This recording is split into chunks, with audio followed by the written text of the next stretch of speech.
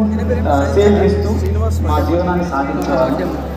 వాళ్ళకి తగిన పని ఇక్కడ హైదరాబాద్లో దొరకకపోవడం, సో మళ్ళీ వారు మమ్మల్ని నన్ను మా బ్రదర్ని ఇంట్లో పెట్టేసి ఒక రూమ్లో పెట్టేసి వాళ్ళు మళ్ళీ విలేజ్కి వెళ్ళిపోవడం.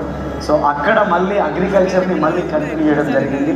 సో ఆ తర్వాత నేను మా అన్నయ్య ఇద్దరం కలిసి ఒక బ్యాచులర్ రూమ్లో చిన్న రూమ్ తీసుకొని బ్యాచులర్ రూమ్లో నా ఇంటర్మీడియట్ జర్నీ స్టార్ట్ అయింది. డిఫరెంట్ వర్క్స్ వెతుక్కోవడం మొదలుపెట్టాను. డేటా ఎంట్రీస్ చేయడం స్టార్ట్ చేశాను. తర్వాత ఫంక్షన్ హాల్లో వెయిటర్గా వెళ్ళి వర్క్ చేయడం స్టార్ట్ చేశాను. చేస్తూ కొంచెం పాకెట్ మనీ రెడీ చేసుకుంటూ నా ఇంటర్మీడియట్ కంప్లీట్ చేసుకున్నాను సక్సెస్ఫుల్లీ. నడుస్తుండే లైఫ్ అంతే తప్పిస్తే సో అంత రిచ్ లైఫ్ అనేది అయితే ఏం లేదు. సో అట్లాంటి సిచ్యువేషన్లో నాకు చాలా ఎక్కువ డ్రీమ్స్ ఉండేవి. సో ఒక పెద్ద ఇల్లు కట్టుకోవాలా, రిచ్ లైఫ్ స్టైల్ లీడ్ చేయాలా. సో ఒక పెద్ద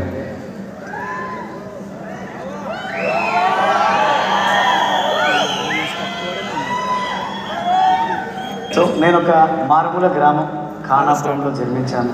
మా ఫాదర్ ఫార్మర్, సో మా మదర్ హౌస్ వైఫ్. సో మా ఫాదర్కి సపోర్ట్ చేస్తూ ఉంది.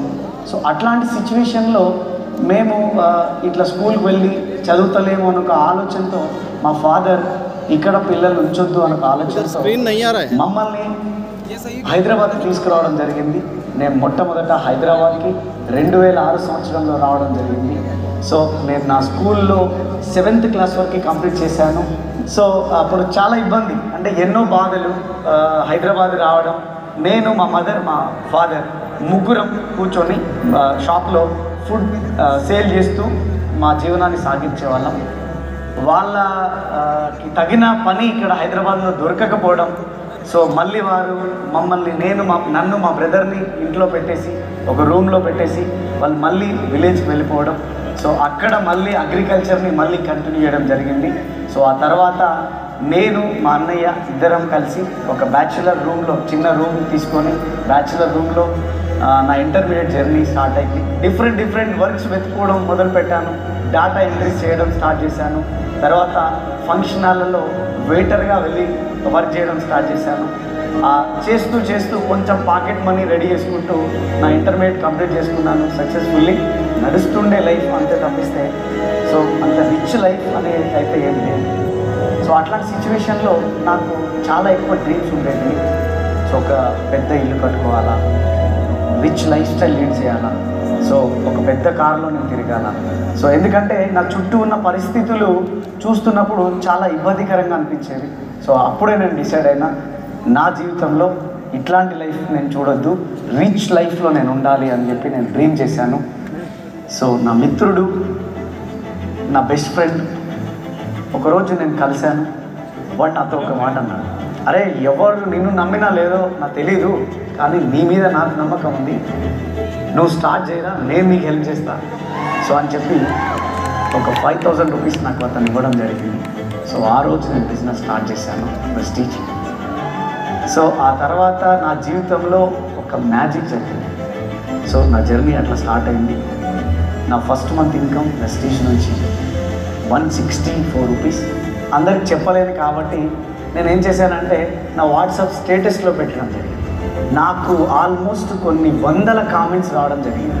ఒరే నీ ఇంట్లో ఒక పెద్ద డ్రీమ్ హౌస్ కావాలన్నావు కదా, ఈ 164తో అది తెచ్చుకో, ఈ 164లోనే నీకు నచ్చిన జాగ్వార్ ఎఫ్ఎస్ తెచ్చుకో, ఈ 160లోనే ఏమైనా డబ్బులు మిగిలితే మాకు పార్టీ కూడా ఇచ్చేసాయి అని చెప్పి ఎగతాళి చేసేవాళ్ళు, కామెడీ చేసేవాళ్ళు, నవ్వేవాళ్ళు.